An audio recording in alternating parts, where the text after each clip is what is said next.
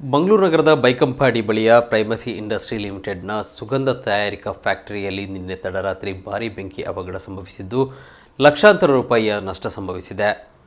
ತಡರಾತ್ರಿ ಸುಮಾರು 1 ಗಂಟೆ ಸುಮಾರಿಗೆ ಪ್ರೈಮಸಿ ಇಂಡಸ್ಟ್ರಿಯ ಸುಗಂಧ ತಯಾರಿಕಾ ಫ್ಯಾಕ್ಟರಿಯಲ್ಲಿ ಬೆಂಕಿ ಕಾಣಿಸಿಕೊಂಡಿದ್ದು, ಇದನ್ನು ಗಮನಿಸಿದ ಸ್ಥಳೀಯರು ಹಾಗೂ ಸಂಸ್ಥೆಯ ಸೆಕ್ಯೂರಿಟಿ ಅಗ್ನಿಶಾಮಕ ದಳಕ್ಕೆ ಕರೆ ಮಾಡಿದ್ದಾರೆ.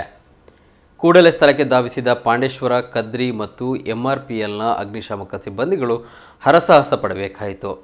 ಭಾರೀ ದೊಡ್ಡ ಪ್ರಮಾಣದಲ್ಲಿ ಬೆಂಕಿ ಆವರಿಸಿದ್ದರಿಂದ ಸುಮಾರು 3 ಗಂಟೆಗಳ ಕಾಲ ಸತತ ಕಾರ್ಯಾಚರಣೆ ನಡೆಸಿ ಬೆಂಕಿ ನಂದಿಸುವಲ್ಲಿ ಸಫಲರಾಗಿದ್ದಾರೆ. ಅಗ್ನಿ ದುರಂತಕ್ಕೆ ಸ್ಪಷ್ಟ ಕಾರಣಗಳು ತಿಳಿದು ಬಂದಿಲ್ಲ. ಪಣಂಬೂರು ಪೊಲೀಸ್ ಠಾಣಾಧಿಕಾರಿಗಳು ಸ್ಥಳಕ್ಕೆ ತೆರಳಿ ಪರಿಶೀಲನೆ ನಡೆಸಿದ್ದಾರೆ.